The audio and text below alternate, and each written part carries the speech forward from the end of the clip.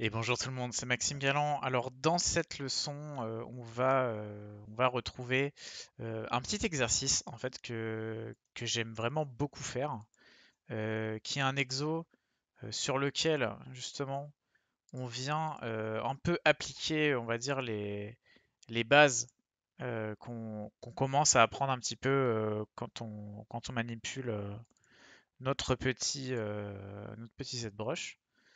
Donc voilà, c'est à titre vraiment d'exemple hein, indicatif.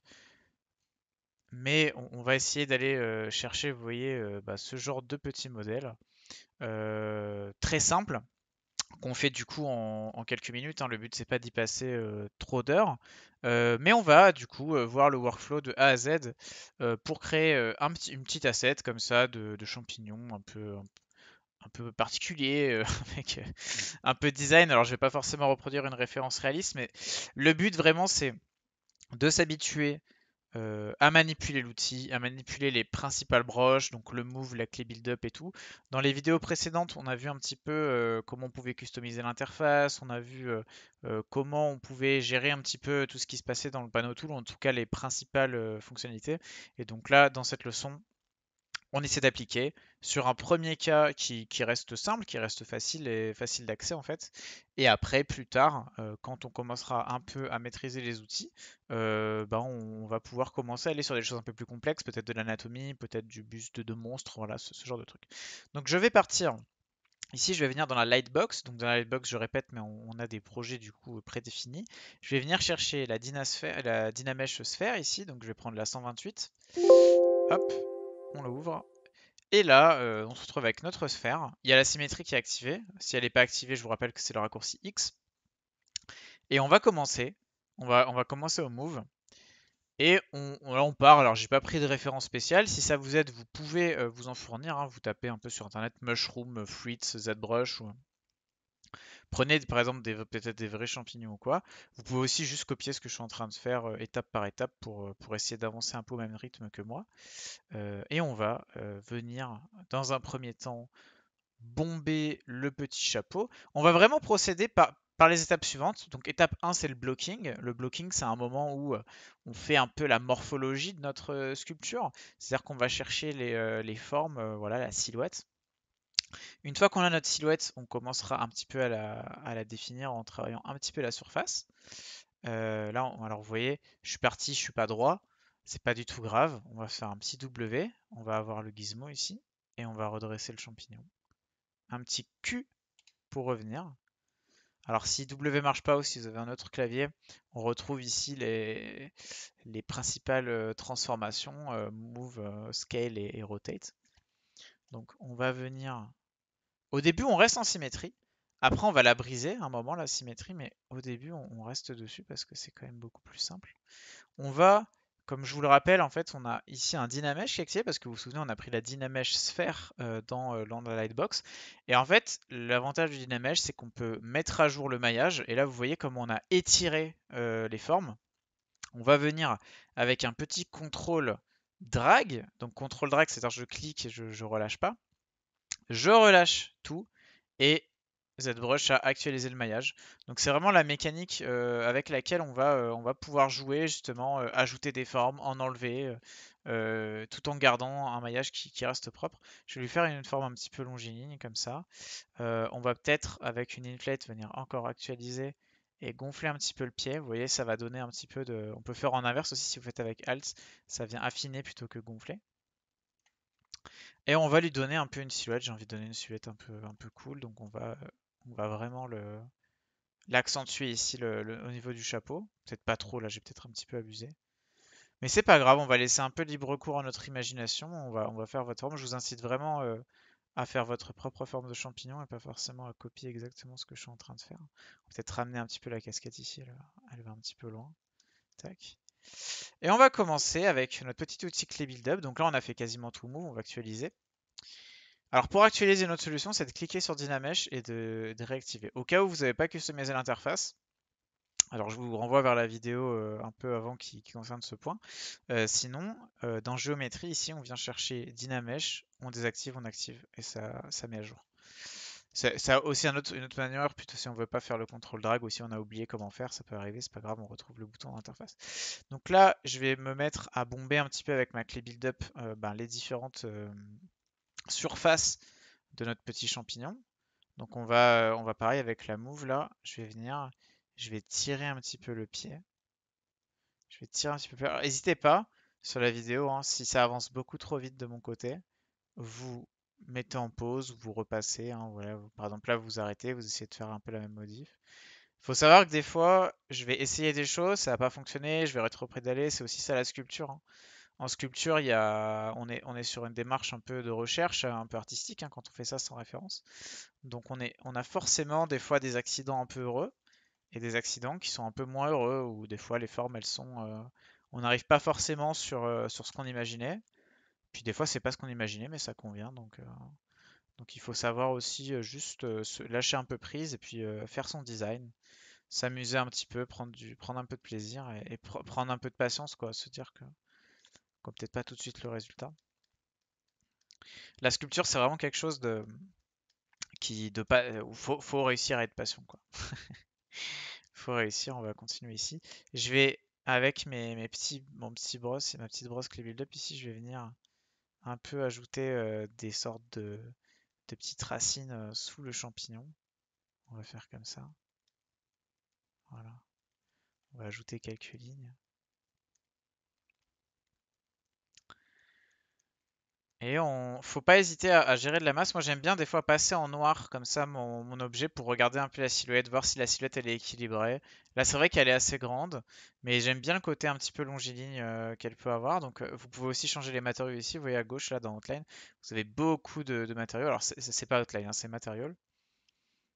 Vous pouvez tester des choses et regarder votre objet. Moi, j'aime bien quand je travaille changer un petit peu les matières, voir ce à quoi ça peut ressembler. On va lui donner un petit peu de forme ici. Voilà. Hop, remonter un petit peu tout ça. Pour l'instant, c'est très symétrique, mais c'est pas très grave. Un peu plus tard dans l'exercice, on va pouvoir justement venir briser cette symétrie et mettre un petit peu un peu plus de difformité, si je puis dire, hein. C'est un champignon, donc vous savez, les champignons parfois poussent de manière un peu anarchique. On va avec la touche Alt utiliser le sculpt en négatif, justement. Donc le sculpt en négatif, je vous rappelle, hein, quand on fait avec Alt, ça retire, en fait, par exemple, si on avait une broche qui ajoutait de la matière, ben le Alt va l'inverser et du coup, à la place, on va retirer la matière. Donc c'est extrêmement important de bien gérer ce genre de choses.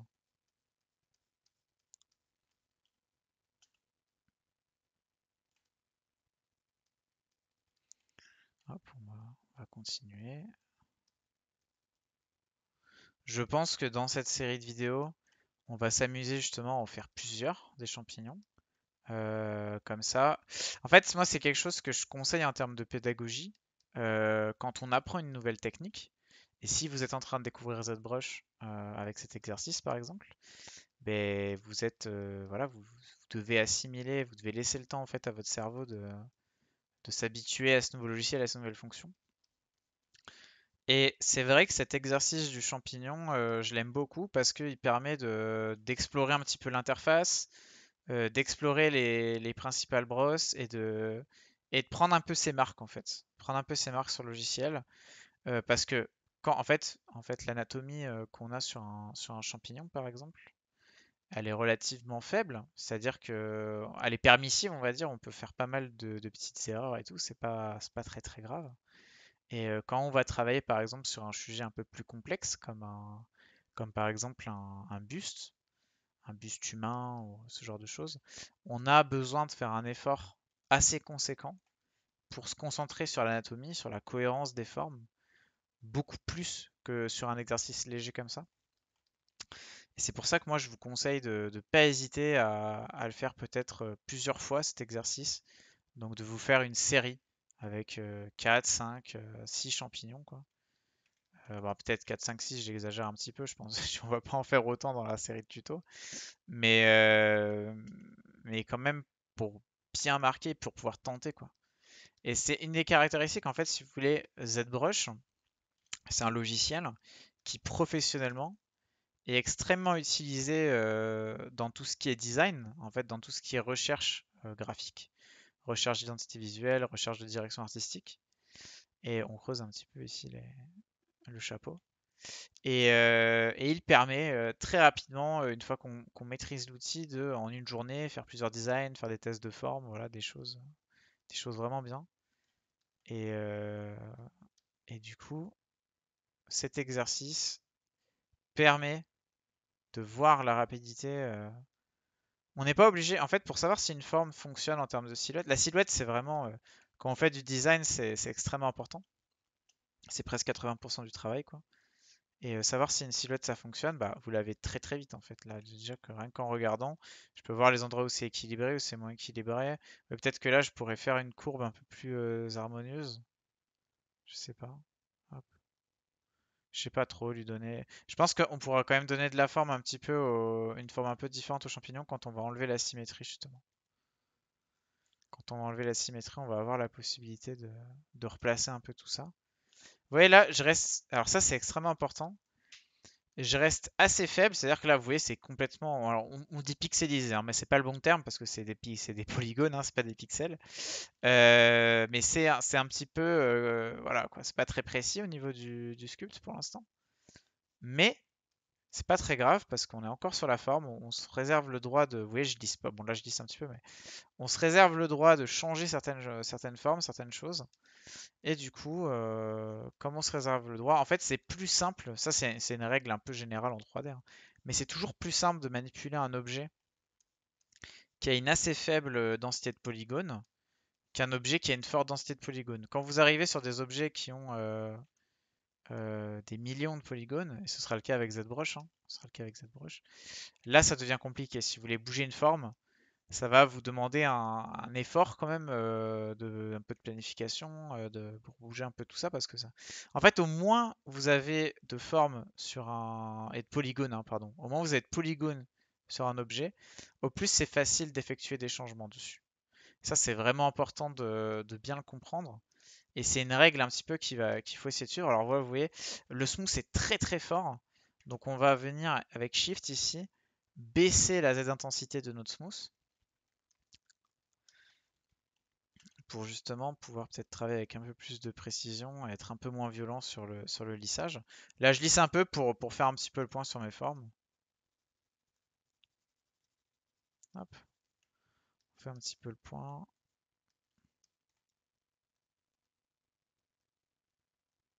J'ai peut-être un pinceau un peu gros là, c'est pas très grave. On va continuer. C'est important quand vous faites des modèles de maintenir une certaine échelle de détail qui reste cohérente. C'est-à-dire que là, je fais des stries.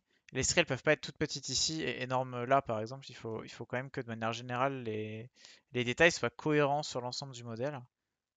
Et moi, j'aime beaucoup en termes de méthodologie, travailler vraiment par passe. C'est-à-dire que hop, là, vous voyez, je fais une passe de détail sur le bas du chapeau. Ben, je vais le faire intégralement. Et quand ce sera intégré en fait sur mon design, je passerai à un autre détail que je ferai pareil une passe globale. Puis en fait, je vais avancer comme ça petit à petit sur mon sculpt. Et c'est vraiment ça qui me permet d'avancer en fait de minute en minute. Que je passe du temps sur mon modèle, ben, j'arrive à progresser et accepter, voilà, à prendre des décisions qui me font avancer dans le design. Donc là, on va recreuser un petit peu. Je vais venir lui faire plein de petits cercles, un peu comme des yeux, comme des petits trous. Partout, on viendra lui mettre des blocs après dedans, comme des petits globes oculaires. Ah, vous voyez, j'y vais avec Alt en négatif, je creuse, puis après je rajoute quoi. Je rajoute. On fait tout la clé build-up encore pour l'instant. Après, on va changer un petit peu de brosse pour gagner un peu en précision. Donc là, on a un côté, on va faire l'autre. Ça lui donne un côté un peu toxique, je trouve, de faire tous ces petits orifices, comme s'il allait nous libérer des spores pour se défendre, je sais pas trop. Hop là, on continue. Alors là, on va enlever ça, je voyais, j'aime pas trop là ce que je viens de faire, je vais l'enlever. Tac, alors il y a une broche que j'aime beaucoup, ça s'appelle Trim Dynamic. Ça permet d'aplatir comme ça, vous voyez, les formes. Et des fois, ça permet de faire disparaître des détails qu'on n'aimait pas trop. Donc c'est vraiment une brosse extrêmement pratique. Je vais venir avec la dame standard. La dame standard, vous voyez, elle plie en fait les formes. Et on va venir comme ça, creuser et dessiner un petit peu plus délimiter nos zones en fait sur le champignon. Donc on va pouvoir même refaire une passe sur le chapeau pour creuser un petit peu tout ça. C'est vraiment quand je fais du design organique, c'est une brosse que j'aime beaucoup utiliser. Vraiment, je la trouve super, quoi, la dame standard. On va même pouvoir lier les formes, je pense, avec. Comme ça, là.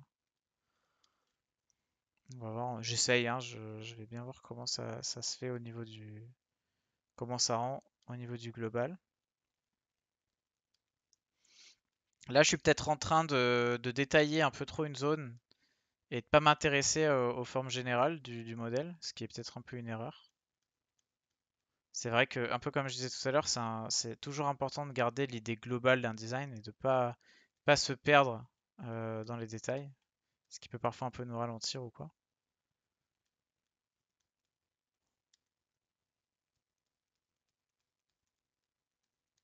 On va finir le cercle ici. Là, je fais plusieurs arceaux. Tac.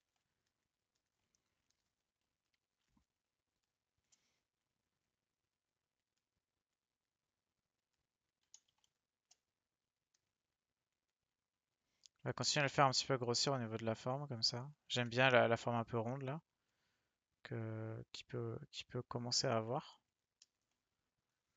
Toujours avec la dame standard, je vais venir délimiter mes zones ici sur le pied. Voilà. On va venir un peu définir notre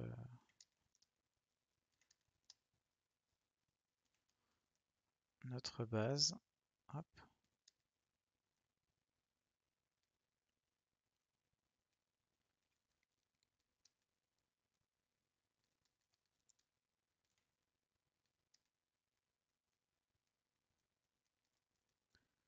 Puis on en profite, hein, on boudine un peu, on boudine tout ça. J'aime bien faire des traitements un petit peu différents sur les zones pour que ça reste lisible en fait. C'est-à-dire que je lis pas, voilà, cette forme avec sa surface un peu spécifique, je la lis pas de la même manière que cette forme-là justement. Et c'est dans le design, c'est ça qui est intéressant. Alors c'est pas d'avoir 8000 motifs différents, parce que quand on a trop de motifs différents sur un personnage ou sur une props, après ça peut devenir compliqué à lire. Par contre, j'essaye vraiment d'avoir cette cohérence dans les détails et pas de. Je vais pas me mettre par exemple à mettre des traits partout comme ça parce que ben ça va peut-être un peu. Voilà, j'essaie un peu quand même, même si on se laisse aller, hein, j'essaie de bien réfléchir aux formes que je fais, à comment j'avance en fait dans le design. Donc là, oui, j'aime bien un peu la texture que ça renvoie. Alors on a quand même 266 000 polis, mais ça reste bas hein, pour ZBrush, ça reste très très bas. On va actualiser un petit peu. On va voir ce qu'on peut avoir comme traitement sur cette zone-là du champignon. Peut-être lisser un petit peu. Là, je vais polish. Hop. Puis je pense qu'on va pas tarder à commencer à augmenter un petit peu la densité de polygones. Donc là, on a deux possibilités. La première possibilité, c'est de venir ici juste augmenter la résolution du DMH, donner un coup, actualiser. On passe de 272 000 à 2 millions, 2 ou 3 millions. Donc là, on a gagné du polygone, ce qui veut dire que si on se met à lisser et qu'on réduit un petit peu la taille de pinceau, on va vraiment pouvoir commencer à sculpter, vous voyez, avec du détail. Donc ça va commencer à devenir intéressant quand même en termes de traitement de surface. C'est pas trop mal. Donc c'était la première possibilité. La deuxième possibilité, c'était d'appuyer sur CTRL D ou ici de venir dans géométrie faire un divide. Le divide, qu'est-ce qui va se passer? En fait, vous allez demander à votre mesh que chaque quad, donc chaque face qui a 4 côtés, devienne 4 faces. Donc vous allez multiplier par 4 le nombre de faces.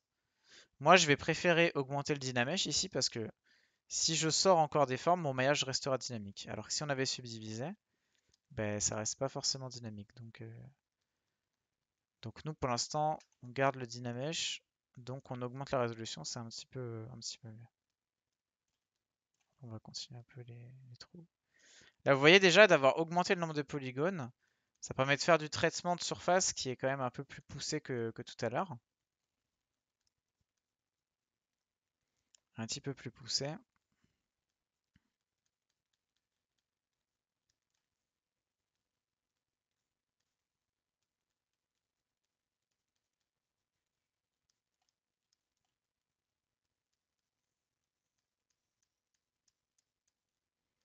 Hop, on va continuer ici les petits créneaux.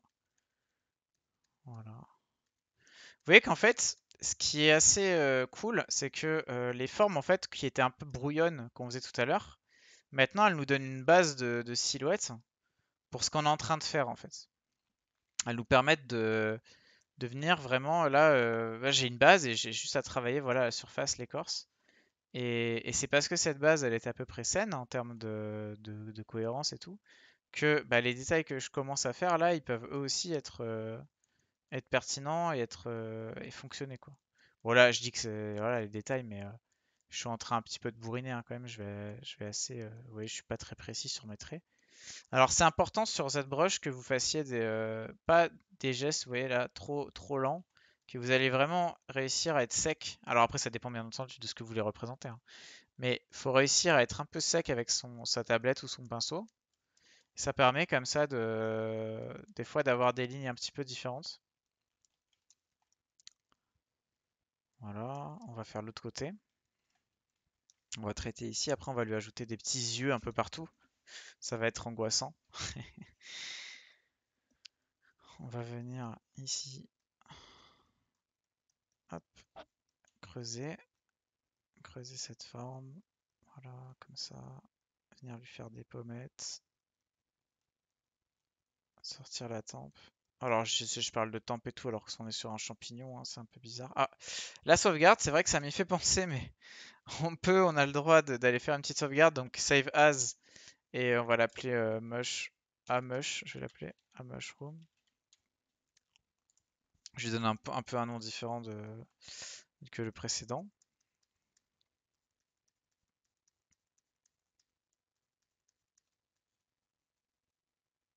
Je lisse un petit peu. Vous voyez, je vais vraiment chercher des formes un petit peu naturelles ici, hein, là, sur cette zone. Et mon travail, il est itératif. Donc, je travaille vraiment étape par étape, couche par couche. Je sais jamais quand je fais un détail ou quelque chose comme ça, de le voir fini, hein. Enfin, de le voir fini. Si je l'imagine fini, mais ce que je veux dire, c'est que je passe à la suite. Vous voyez, je suis resté sur cette zone-là, j'ai travaillé un petit peu. C'est pas fini, hein, je veux dire, c'est pas lissé et tout, mais c'est suffisant pour le moment. Et donc là, je peux avancer sur le reste. Ça fait que je me perds pas dans des détails trop longtemps et j'avance au global. C'est toujours important d'avancer au global hein, quand vous faites de la sculpture. Et en vrai, c'est vrai pour les environnements, c'est vrai pour, euh, pour l'architecture, c'est vrai pour vraiment de nombreux domaines qui touchent à la création, hein.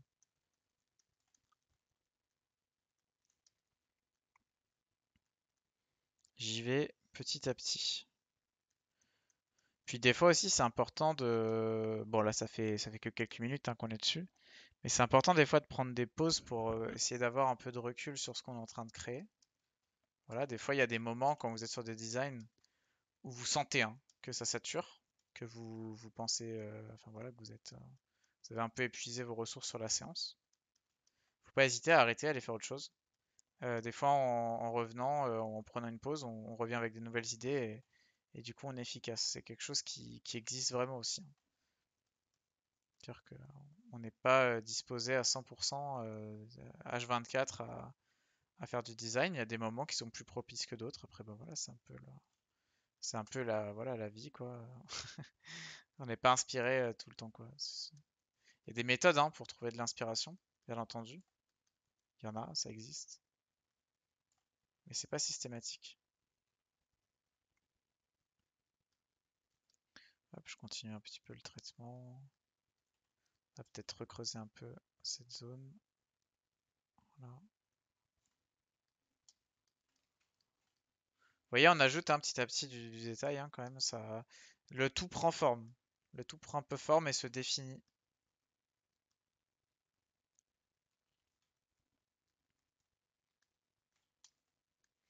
Et j'essaie d'avoir, en termes de... Je vais avancer, après je vais vous montrer quelque chose avec la dame standard. La dame standard hein, qu'on a déjà utilisé tout à l'heure pour voilà, justement délimiter les zones. Vous voyez, en fait, quand je crée là sur mon champignon, j'essaie d'avoir des formes facilement lisibles. C'est-à-dire que je vais pas faire plein de petits détails au pif comme ça dans... J'essaie vraiment de délimiter des zones et que ces zones aient l'air cohérentes après. Donc ça veut dire que, vous voyez, si je prends ma dame standard ici, après je peux venir, voilà, dessiner comme ça des marquages. Hop, voilà, on va lisser un petit peu cette zone. Vous voyez là, si je les passe en surbrillance, ici, vous voyez tout ça, ça fait une zone. Voilà, une zone délimitée, claire. Si je vais ici, là, j'ai une autre zone qui sort. Et c'est ça que vous devez réussir à identifier en fait sur votre design. Ce sont des parties, des chunks, enfin je sais pas trop comment appeler ça. Je sais pas vraiment comment mettre des mots là-dessus. Mais je sais pas si vous voyez le sentiment que je veux dire, c'est d'avoir des designs. En fait, ça sert à avoir des designs lisibles. C'est un peu sur ce que je disais sur la texture. Peut-être que pour démarquer une zone du reste du design, on va venir lui attribuer un traitement spécial. Par exemple, là, regardez, si je prends Madame Standard et que dans le creux là, le creux qui est ici, je viens faire, par exemple, un petit traitement de motif comme ça. Hop, on va le suivre. On va suivre la forme un peu naturelle de la courbe. Tac, voilà, on arrive ici. On lisse un petit peu. Vous voyez là, le fait d'avoir mis un motif, ça fait tout de suite ressortir la forme. Et donc pour cette forme, alors je dis pas que c'est la bonne chose à faire, attention, hein, c'est voilà, c'est un test quoi. Mais ce qui est important de bien comprendre, c'est que vous pouvez pas faire ressortir toutes les zones. En fait, il y a forcément l'œil en fait du design, il va vouloir venir s'accrocher sur ces formes, sur ces choses où il y a un peu de texture, vous voyez. Et forcément, pour que des zones puissent être mises en avant, alors j'ai fait un petit alt, il va ouvrir le panneau transform ici qu'on va ranger. Mais là où je veux en venir, c'est que pour que ces formes aient l'air de sortir, de ressortir du reste, il faut que d'autres soient lisses. Parce que elles sont justement définies parce que les autres sont lisses. Si tout était défini et qu'il n'y avait pas de phase lisse un peu sur le design, ben, on n'aurait pas le même sentiment, quoi. On va, on va un petit peu ici, je sais pas, je m'éclate un petit peu à faire des formes. On va venir pareil là sur le côté, hop, je vais venir creuser comme ça. Tac. On dirait un totem, on dirait un totem un petit peu, un totem extraterrestre bizarre. C'est pas très grave, je continue. On va venir avec la dame standard, venir plisser sur les côtés là des sortes d'yeux. Hop là. On va CTRL Z un petit peu. Alors je crois que mon clavier il est en anglais, on va le passer en français, tac. Comme ça on peut refaire des CTRL Z correctement. Et vous voyez sur ce qui ressemble plus ou moins à des yeux ici, je vais venir un peu revenir vers l'arrière. Voilà.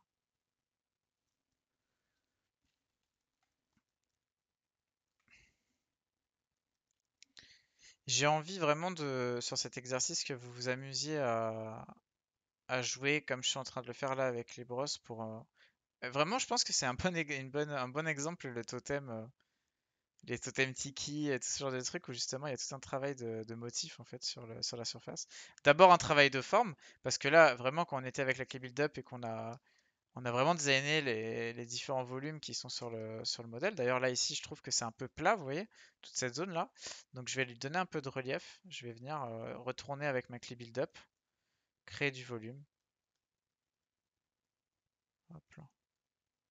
Je pense aussi tout le temps au négatif, c'est-à-dire à travailler avec la touche Alt pour revenir un peu en arrière sur parfois sur ce que j'ai fait. C'est assez important pour prendre un peu du recul. Hop, on lisse un petit peu. Puis hop, on va venir un peu mieux définir le motif au centre ici. Relisser un petit peu. Je vais venir ici faire une arcade, creuser. Hop, faire une arcade. Pareil ici. Vous verrez, hein, on va s'amuser aussi, hein, sur la suite avec sur la suite des exercices avec les aliens, avec tout un tas de petites choses.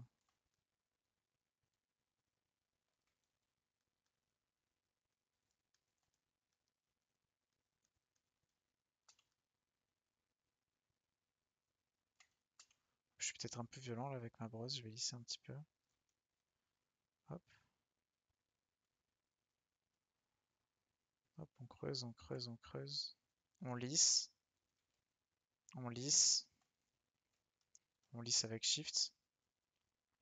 Vous voyez qu'on a, avec très peu d'outils, on peut déjà faire des choses, hein, sur ZBrush, hein. Là, on a juste deux trois brosses, notre petit lissage, et on peut déjà faire des choses intéressantes. Je vais continuer d'essayer de donner de la forme.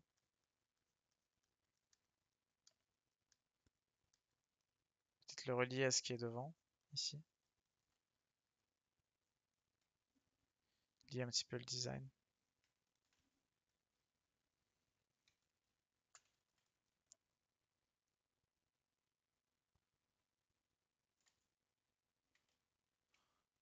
Voilà, on va actualiser le Dynamesh. Des fois, c'est un peu lourd à actualiser quand il commence à y avoir plusieurs millions de polys. Là, il y a une zone lisse, pourquoi pas. On va peut-être juste venir travailler un petit motif comme ça. Voilà. Sur l'arrière, peut-être venir lisser. Ensuite, ce motif. Là, ça donne un peu de choses. On va pouvoir le pousser un petit peu, ce champignon. Je pense qu'on va continuer. Alors, sur cette zone-là, on n'a pas vraiment fait beaucoup de détails. Je vais venir, je pense, toujours avec Madame Standard ici, faire ce genre de choses. Pourquoi pas. Voilà, je vais pas les faire se relier derrière. Juste venir comme ça. C'est un petit peu lissé. Ça va permettre de séparer en deux un petit peu le volume. Voilà, ici.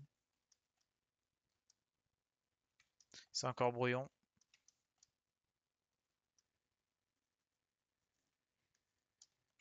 Puis je pense qu'on va commencer à enlever un peu la symétrie. Donc on va appuyer sur, on va sauvegarder. Moi, avant d'enlever la symétrie, je sauvegarde systématiquement. Voilà, je sauvegarde. Et c'est parti, on va appuyer sur X. Et avec la brosse Move, je vais venir justement bouger un petit peu tout ça. Peut-être pas de manière trop violente non plus, mais venir le rendre un peu plus naturel. Un champignon, c'est pas vraiment symétrique, donc enfin, ça dépend des parties, on va dire. Il y a des sortes de symétrie, mais elles sont pas homogènes. Peut-être venir ici, je sais pas si je suis super fan de ce que j'ai fait là sur cette partie un peu centrale. Je vais peut-être l'écraser comme ça avec une dame standard. Hop là, ça écrase un petit peu les formes.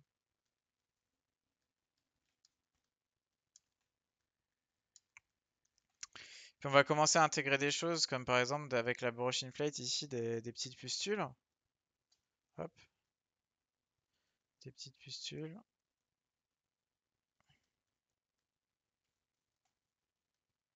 petit peu partout.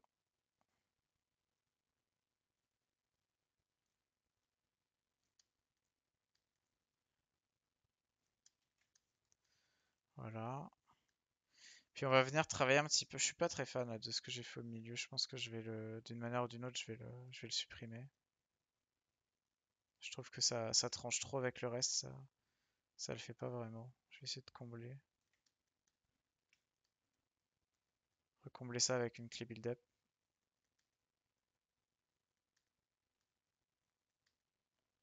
Voilà.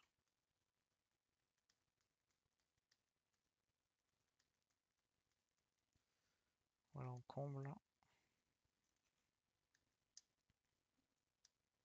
Je vais venir peut-être avec ma trim dynamique. Recraser un petit peu tout ça.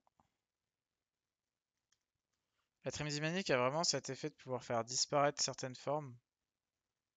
C'est aussi bien des fois de voir comment on peut corriger. Alors c'est pas hyper propre parce qu'en plus c'est même plus symétrique, mais ça peut faire quand même le taf.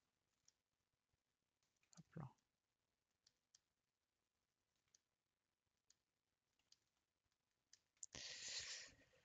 On va essayer ici dans Subtool d'aller chercher un petit append et d'aller faire par exemple chercher la sphère 3D. Et au niveau de la sphère 3D, hop, je vais juste une petite forme bizarre ici là. Je vais essayer un petit peu de recentrer.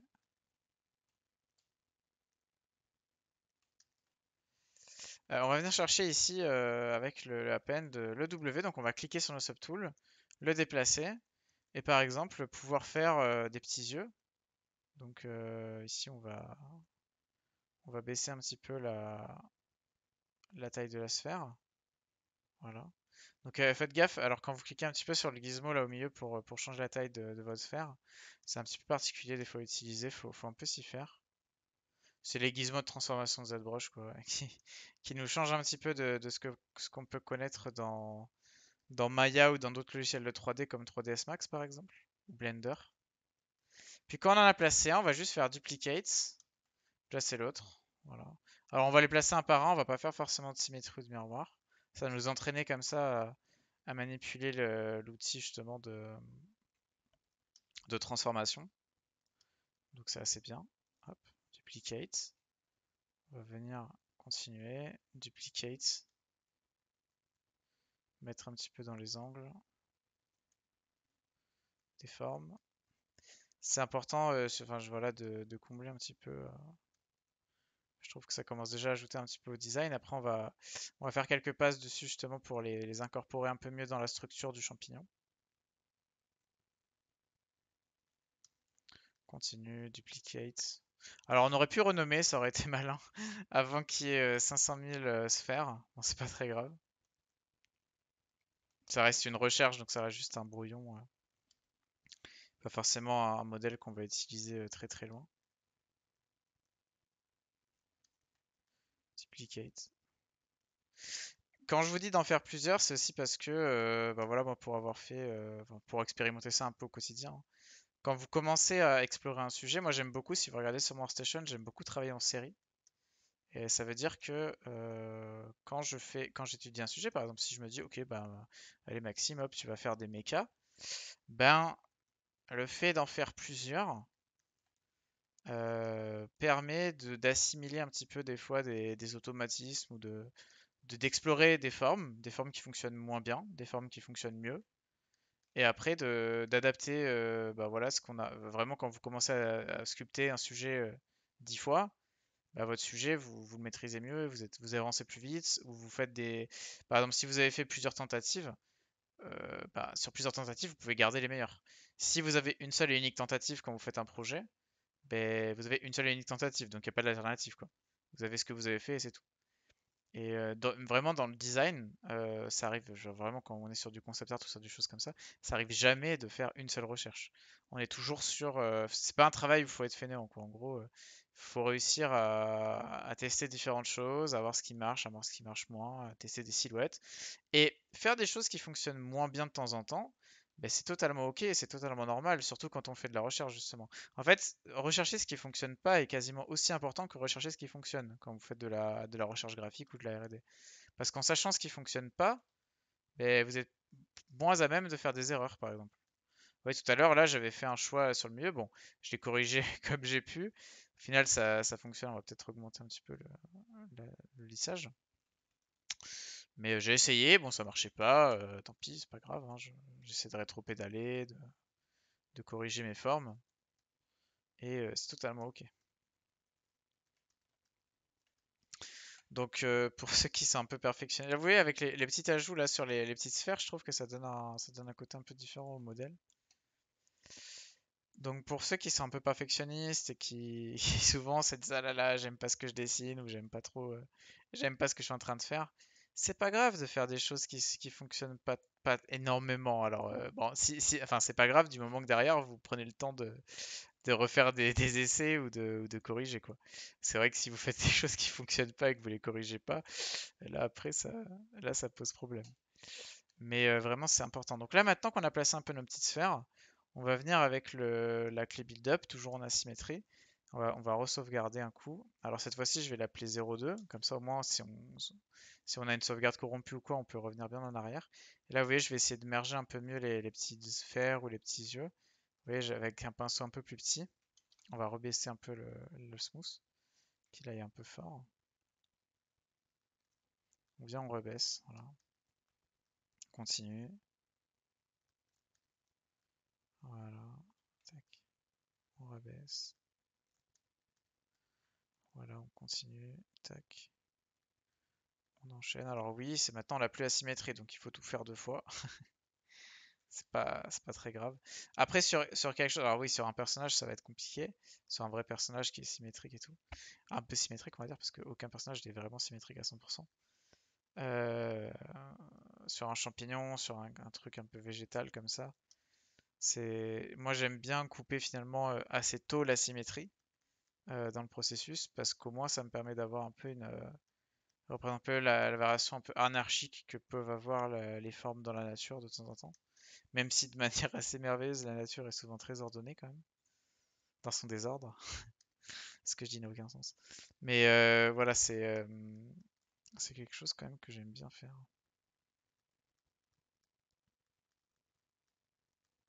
Voilà, passer du temps un petit peu à faire ça.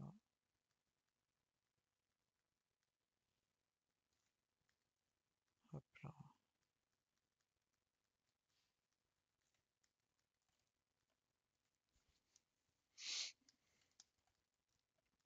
Si je vais creuser, je vais venir avec la dame standard et puis je vais chercher de la forme.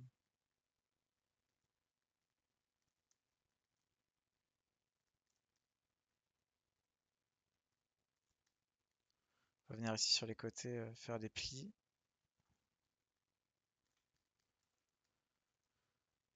Hop là. On va les mettre un petit peu partout.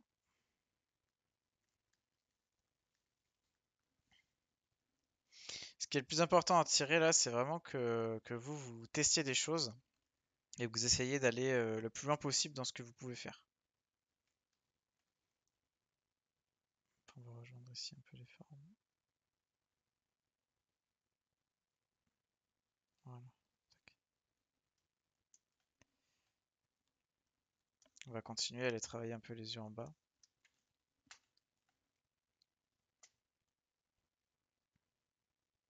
Si on peut appeler ça des yeux, hein. C'est un petit peu particulier quand même.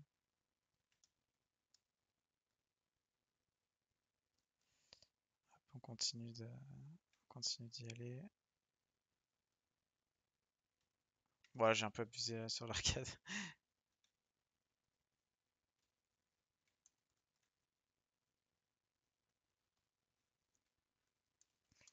Hop là, on est pas mal. On va faire l'autre côté.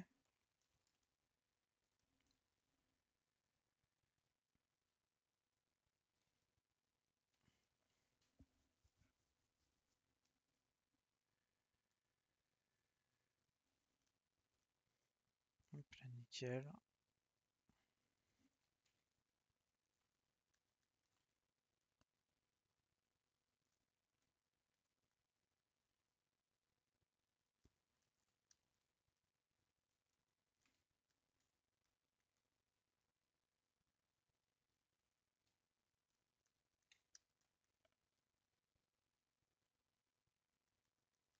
Voilà.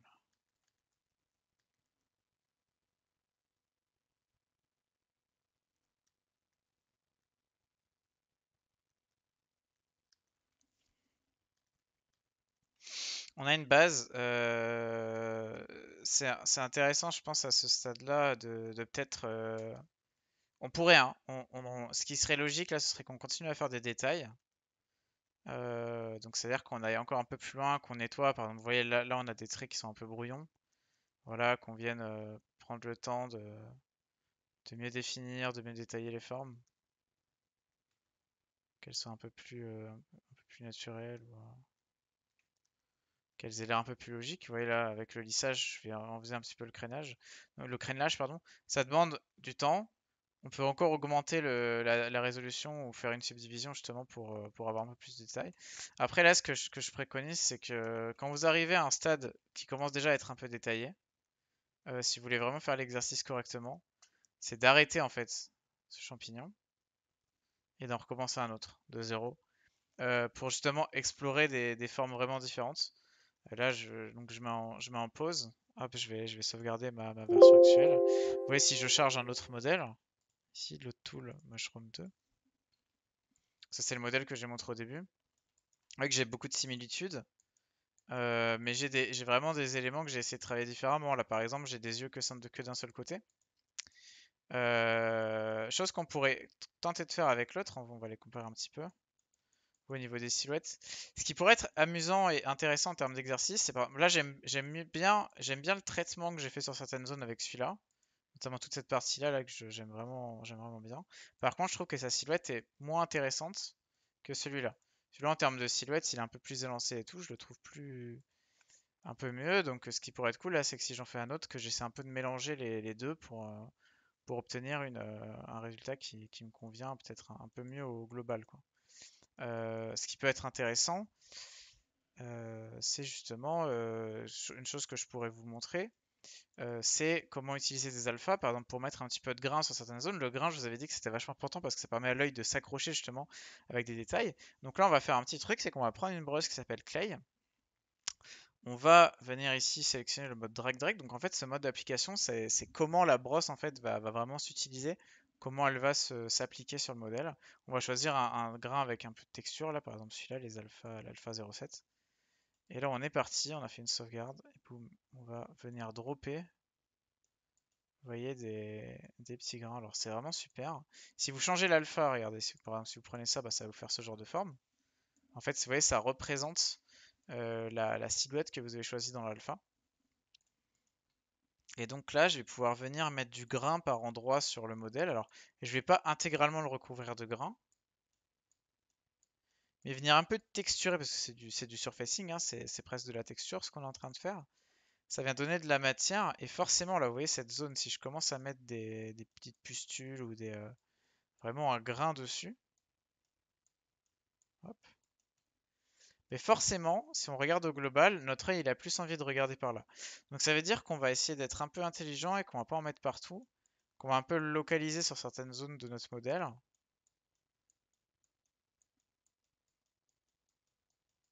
Pour venir mixer et créer des choses plus ou moins intéressantes.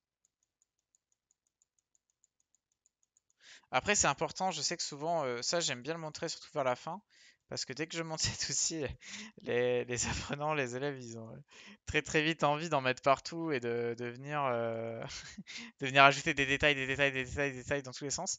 Alors qu'en fait, c'est un peu un piège, hein. Il faut réussir à bien cibler les zones sur lesquelles on met du détail, en fait. C'est extrêmement important de bien cibler.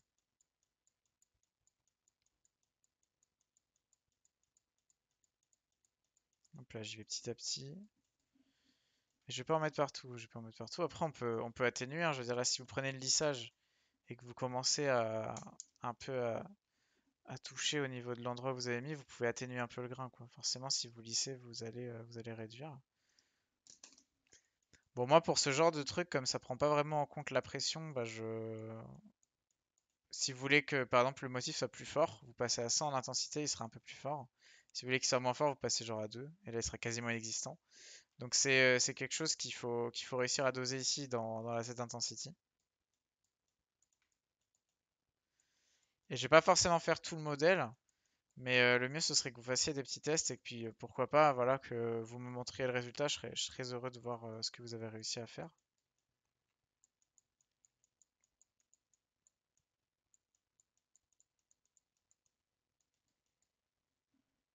Alors on peut détailler, on peut aller très très loin. En plus, alors de base dans ZBrush, il y a beaucoup de motifs. Si vous faites importer ici, vous pouvez choisir, vous voyez, des formats au type PSD, JPEG, TIFF, PNG, etc. Moi, j'aime bien enregistrer en PSD justement quand je travaille, c'est-à-dire que je vais sur Photoshop, je prépare ma sorte de masque en noir et blanc, et après je l'importe en PSD avec ce petit bouton là. tac, importe PSD, et je choisis, et du coup, bah, c'est vraiment bien, je trouve, sur le modèle, ça permet de travailler sereinement. Parce que le PSD garde quand même une assez bonne qualité. Quand vous fabriquez des alphas, donc par exemple si vous faites des formes customisées pour venir dropper, je sais pas moi, un grain de peau ou voilà, des choses un peu comme on est en train de faire là, n'hésitez pas à être sur des formats d'alpha de 1000 par 1000 ou de 2000 par 2000, ça sert à rien de monter vraiment plus haut quoi. Après c'est un peu overkill quoi niveau résolution. Cela dit, bon voilà, si c'est pour sculpter du high poly, il n'y a pas vraiment d'impact sur les performances, hein. C'est juste que bah, c'est plus lourd pour votre machine, c'est peut-être pas tout le temps pratique. Hop là, en texture, en texture, en texture. Oui, je fais des zones un peu différentes, j'essaie de varier. Donc je pense qu'on va se laisser là avec, avec cette première démo sur les champignons. On va peut-être en faire d'autres justement. Je me filmerai bien en train d'en faire un autre pour justement avoir plusieurs exemples et voir bah, un cas un peu différent. Là, il y en a l'œil qui est pas du tout intégré ici. Il faut que j'arrive à le rentrer correctement. Tac. Voilà. Mais pour continuer un peu l'exercice, n'hésitez pas à faire un autre design. Ou continuer d'explorer un peu celui-là, mais voilà, faut pas hésiter selon moi à recommencer ou à regarder le suivant sera peut-être mieux, vous savez pas quoi. C'est jamais vraiment trop. Donc on va se laisser là-dessus et puis bon courage, n'hésitez pas à poser des questions, à réagir avec des commentaires, ce genre de choses c'est vraiment important pour moi, pour me permettre d'améliorer et d'être plus clair peut-être sur les choses. J'aime beaucoup, alors pareil, ça c'est un truc que j'ai pas trop dit pendant la séance, mais en plus je suis resté un peu moi qui est blow ici là sur cette zone à travailler, mais c'est important de toujours regarder au global en fait. De faire des détails, c'est un truc vraiment important de faire des pixels, travailler des pixels qui se voient des choses qui se remarquent. Et ça peut être, ça peut être embêtant si vous travaillez des détails que personne verra parce que vous allez vraiment trop loin et que vous travaillez trop près en fait de votre modèle. Là par exemple, ce qui se voit clairement, c'est que j'ai pas encore bien travaillé toute la partie un peu couronne, inférieure.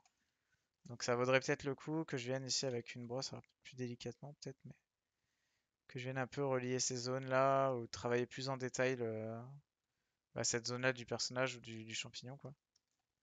Parce qu'elle est un peu approximative pour le moment. Mais là, au global, ouais, je trouve sous cet angle-là, en mode silhouette ou quoi, ça passe assez bien. C'est pas le meilleur que j'ai fait, mais ça, on va dire que c'est voilà, c'est acceptable, quoi. Donc voilà, je vous laisse continuer, je vous laisse travailler, me donner vos feedbacks, c'est vraiment important. Merci à vous, et puis à très vite. On continue.